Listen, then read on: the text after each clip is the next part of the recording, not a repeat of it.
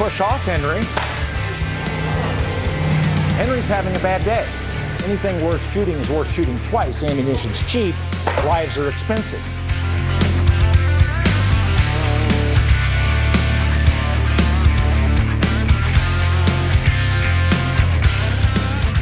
So I'm going to introduce myself real quick. My name is Dan Kidder. I'm a firearms instructor, hand-to-hand combat instructor. I've been teaching hand-to-hand combat and firearms and defensive tactics for over 28 years. I served in the United States Marine Corps during Desert Storm as part of the Fleet Anti-Terrorism Security Team Company. I hunted terrorists and the hunting was good. All over the world. In later years, I was an instructor at the FBI Academy at Quantico and the Federal Law Enforcement Training Center in Glencoe, Georgia, and in Maryland. What really stuck out to me about this product wasn't the Pava powder ball, wasn't the gel, wasn't the configuration of the engine, as Dave explains it. It was the trigger mechanism. So one thing in training law enforcement for years is we deal with a concept called sympathetic squeeze. And there's a symmetrical action with the body as you employ a firearm and a non-lethal device. The sympathetic squeeze gets guys. And there's actually videos that you can find out there of police officers with a firearm in one hand, what we call lethal, and a non-lethal in the other hand, and they mean to deploy the non-lethal and they sympathetically squeeze that trigger and they shoot somebody who didn't deserve to be shot, or they didn't need to be shot. So what really stuck out to me was this is not your standard trigger finger. You place two fingers on that trigger mechanism, and so if you have a sympathetic squeeze, this is what goes off, not this. And there's a significant amount of force, not overly significant, but you have to intentionally mean to pull this trigger. Do you guys know what Pava powder even is? No. Do you know what OC pepper is? No. So OC stands for oleoresin capsaicin, and that is the hot oils that are found in hot peppers. And when there are terms that get used like Scoville heat units, that's a culinary term. That says this is how hot a bunch of chefs thought this pepper tasted. It means absolutely nothing.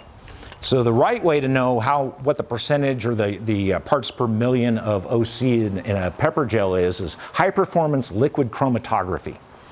It's a big machine, a big expensive machine that counts things, little particles that are inside of there. So if you look at OC as a constituent irritant, Pava has one more major capsinoid, and it's about 10 times hotter on the average person than OC is.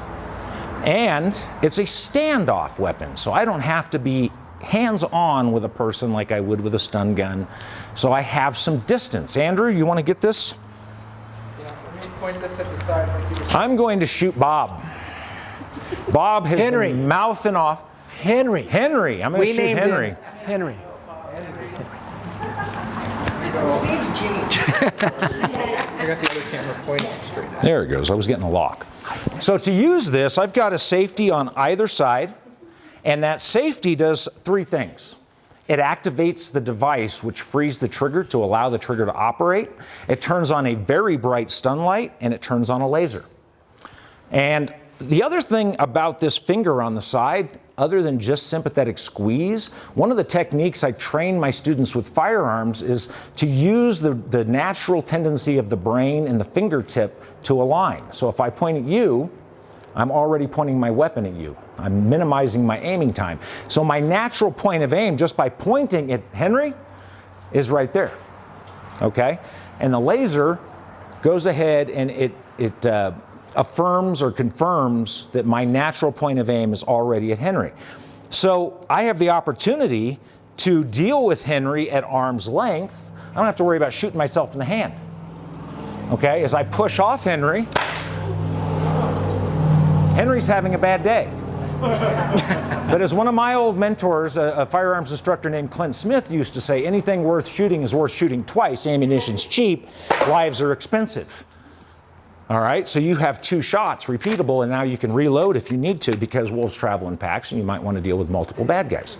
But I've been carrying the Hero 2020 live. In fact, my unit's in the truck, but with a live cartridge in it. So I said, Dave, you better give me another one because I didn't bring a inert cartridge. It's very comfortable to carry just like this.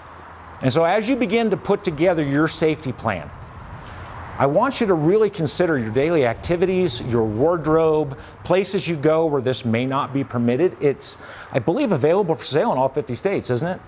No. No, there's a couple that's not. Yeah, there's 4 or 5 that we don't. Yeah, there are a few states, Connecticut, New York, Illinois, California, that don't believe you have a right to defend yourself, period. But it's widely available. It's available to carry in places that are what we call non-permissive environments where knives, guns may not be permitted. You've got to check with your local locality. And I don't want to get too much into law in this presentation because I know we've got people from Arizona, we've got people from Utah, we've got people from Seattle, different places. So the laws are going to vary by your locality. There are going to be local laws, state laws, and federal laws that you have to be aware of. So it's going to be up to you to do some research on what your laws on self-defense are. But I want to talk a little bit about a couple concepts. One is we're going to treat this like a firearm. This has the potential to seriously injure or kill somebody. It's very unlikely that it would kill somebody, but we don't ever want to take that off the table. So we're going to treat this like a firearm. We're going to exercise Colonel Jeff Cooper's 4 rules of gun safety. He is the father of modern firearms training and runs a school called Gunsight down in Arizona. And so the first one is we're never going to point the firearm or the Hero at anything that we do not intend to destroy. We don't want to get our hands out in front of it. We definitely don't want to be looking down the barrel of it. We want to be very cognizant of where it's pointed at all times, where that muzzle's pointed, especially as we go out here to shoot, because you can injure somebody. You can get that debris in the eyes. They really do hurt when you get hit with them. Not just the irritant, but the force that they strike with. That's a plastic ball. In fact, I don't know if we have a piece of that. Yeah, here you go. So it's crumbly. It's kind of like a waxy plastic, but it hits with a whop. And so if you hit somebody in the face with that, in the eyes with that, or you're going to leave a welt on the body if you hit them with that. It's not pleasant. So be very cognizant of where that's pointed all the time that you're out there. And I'm going to run the line just like I do a firing line for a live fire class. The other thing we want to do is we want to make sure that our fingers are not on that trigger unless we have put the sight on what we want to shoot at and made the decision, the conscious decision to pull that trigger. Okay, so I like to just have it like this as I'm holding it. Okay, my fingers are on the side. When I get on target, then I'm going to transition to the firing position. And the nice thing about this unit is it is completely ambidextrous. So I can activate the safety, the light, the laser, everything ambidextrously. So I want to keep those fingers clear of that trigger because another area where you'll see sympathetic squeeze become an issue is if you have a weapon in one hand and somebody lunges at you and you go to make a fist to punch them, you can also have a sympathetic discharge. We've taken care of one of the issues. We know our target. We know what's behind it. We don't have hundreds of yards that we have to worry about this going. It's probably going to go 25 feet and fall to the ground. So we're not that concerned. You may not get the effect that we got on Henry. Okay, Henry's got more of a hard body. We're shooting at pieces of cardboard. There's a very good likelihood that they'll just punch right through the cardboard. I want you to have the experience of pulling the trigger. The dust is cool, that's neat, and it's neat to see, and you've seen it now. Less worried about that. I want you to see that there's almost no recoil to this device. I want you to see that it doesn't make a big loud noise, as you just saw. You don't need any ear protection. In training, it's good to have eye protection because you don't know where the dust is going to blow and pieces of the pellets are going to blow. But I want you to experience the discharge of your Hero unit. A lot of people will get them. And they're like, that's really cool. Oh, cool, it comes with a training cartridge. Well, I don't want to waste my training cartridge. And so they don't do it. We want you to do it. Fire the thing, shoot it. Get more training cartridges, fire it some more. One of the best things that you can do to become more confident is to gain experience, to gain training, and to gain skill. As you put those 3 pieces together, you will automatically achieve confidence. So I wanted to talk to you about some concepts of self-defense. some very important things. There was a wise man by the name of Sun Tzu who said that you win every fight that you avoid. And the best way to win in a fight is not be in it in the first place. So the best way to do that is to what we call situational awareness. And situational awareness does several things. It buys you time. Time is the greatest asset in a violent encounter. Time gives you more options on how to respond. Okay? So if I'm aware, if I'm looking around, if I'm seeing something that's out of my baseline, and our baseline is what experience has taught us is normal every day, I'm looking for things that stand out and are different from that baseline, and I can begin to observe them. And Colonel Cooper, who I mentioned before, created what he calls the color code of awareness. And the color code of awareness, most average people operate in code white. And this is code white. Yeah, that's bad. I've had people run in front of my car. I've seen them walk into walls, but that's code white. That's where the average person is operating in their day-to-day activities. I'd like to encourage you to begin to operate in code yellow. And code yellow is put that device away until you're someplace that's safe. It's impossible to always be in code yellow, but as much as you can, and the more you do it, the more natural it will become. Get into that code yellow mentality. Be looking around. It's 110 degrees out and there's a kid walking toward me in a long trench coat. It doesn't mean he's a threat, but it means I want to know where he is at all times. He is something outside of the normal, outside of the baseline. Okay? If he begins to reach inside of his trench coat and pull out a shotgun, all right, he suddenly elevates from that code yellow, code orange, where I want to know where he is and see what he's doing all the time, now to code red. I am looking for a way to get out of there. If I don't see him until he's this close to me, I've lost that time to respond. So by operating that code yellow now, I see him when he's clear over there by the table, and I now have opportunity and options available to me, whether that's to run, to hide, or to fight. So being aware of our surroundings is one of the key things. The other one I want you to really understand, the U.S. Secret Service, when they're protecting a principal, in most cases that principal is the President of the United States, they set up 4 perimeters. And what each of those perimeters does is it allows them to identify threats and process those threats, gather intelligence and information on those threats as they get closer and closer to that principal, and then they can respond in different ways based on what they learn as that person gets closer to that principal. So if we employ sort of the same idea of setting up perimeters or boundaries and enforcing those boundaries, and we can deal with managing unknown contacts. So if you're just walking up to me, come on, walk up to me. Ask me a question. Hey, I can hear you from right there. You can stay right there. What can I help you with? What can I help you with? Can I get the time? I'm happy to give you the time. Why don't you stay right there? Okay. It's 14:37. Anything else I can help you with? Can you give me that in not 24-hour time? Yeah, that would be 2:37. 2:37. Okay. So I don't know her. I don't know what her intentions are. I don't know if she's a threat. I don't know if she's friendly. Friendly, non-threatening people get it. They're not offended that you take steps to defend yourself and keep yourself and your family safe. You know who has a problem with it? Dirtbags. Dirtbags who mean you harm have a problem with you setting boundaries and enforcing those boundaries. And that goes with relationships, that goes with family. People who don't mean the best for you have problems with you setting boundaries and enforcing those boundaries. So those are the 2 key takeaways that I want you to take with you as you begin to look at your personal safety plan. And then one final thing, I want you to get into the habit, if you can, to do what we call EDC, everyday carry. Put it on every day. The bad guys are so inconsiderate, they don't write ahead to tell you when they're coming. It's just rude. They don't text you know? Just if you get into that habit of integrating it into your wardrobe, into your daily activity, carrying it with you every day, and carrying it on your person, it does you no good whatsoever if it's across the room, under the counter, on the dresser at home. That's going to do you a lot of good when you're in the Walmart parking lot. In your car, figure out a way.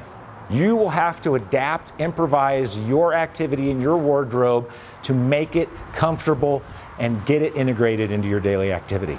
But figure out the best way to do that. You know, if you're going to do it in a purse, that's not as good as on-body carry, but you will have it. But the other thing to remember is the less time you have because of your observational skills and your situational awareness, the less time you have to get to that weapon, to make that weapon ready, to utilize that weapon. You may have to just disregard that weapon altogether. There's a principle we deal with called Hicks Law.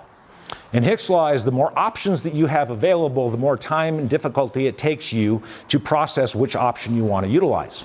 And you can train out Hicks Law. You can get caught in OODA loops. You guys know what an OODA loop is? You observe, you orient, you decide, and you act. And so I'm going to observe something. I'm going to go, what does that something mean? I'm going to say, I have to shoot that something. And then there's that delay between the time that I can actually decide I'm going to shoot that something and I shoot that something. And new information can present itself that says, oh, I shouldn't shoot that something, but it's too late. The trigger's already been pulled in the brain and you're going to fire. So being aware that these things exist, training these things are going to give you the confidence, and confidence is the #1 deterrent to violent attacks. Get your red dot where you want to shoot. Fire! And anything worth shooting is worth shooting twice.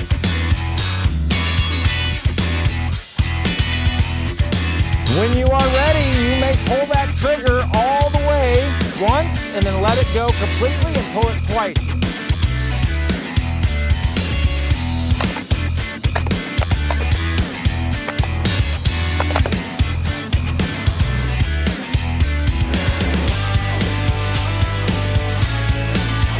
What did you think of the Hero 2020? I thought it was amazing. I am so excited. I have a list of people I'd already like to get it for.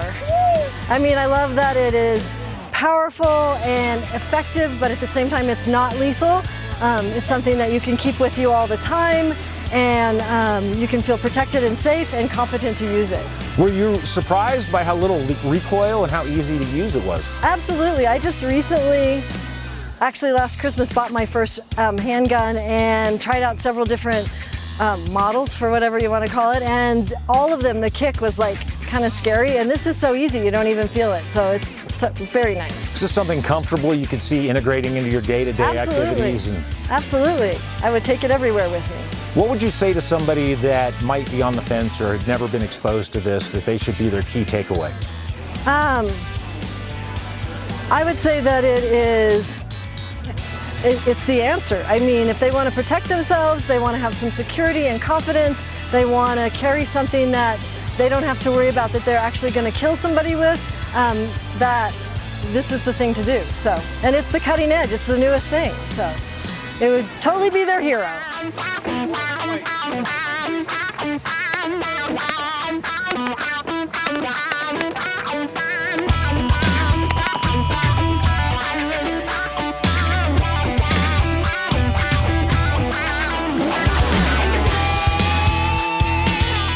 Lethal weapons in and of itself are a little intimidating for me. However, holding this in my hand was not intimidating at all, but I'm pretty sure it'd be intimidating if you were staring on the other side of it. I think it'd be really important for someone to know that, as a person, especially my size, my gender, protecting yourself is really important, and having that comfortability with doing that is super important. And if you're not really comfortable with a lethal weapon, this is a great alternative, and definitely something you should look into.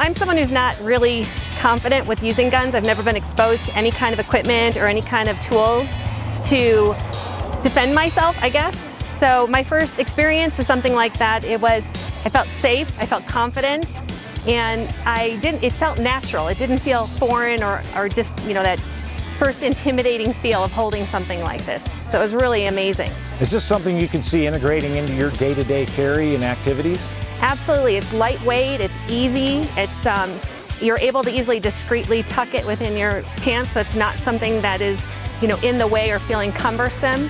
And the simple fact that it is very lightweight, it's amazing in that way. What would be a key takeaway that you would want anybody who was considering maybe introducing this for the very first time or considering this? What would be the key takeaway you'd want them to have from this? For me, to not be intimidated and to trust yourself, and to know that you'll know when to use something like this in a powerful way, and to also know that it's going to be dependable. You'll be safe with it. And this is something that's lightweight. How did the recoil feel to you? That was amazing. I've always heard when you shoot a gun that it kicks back or you feel a little, what did you call it? Recoil? The fact that this had none was amazing. Like, it didn't feel like I was, jarred for the be able to defend myself or protect myself. So that was amazing.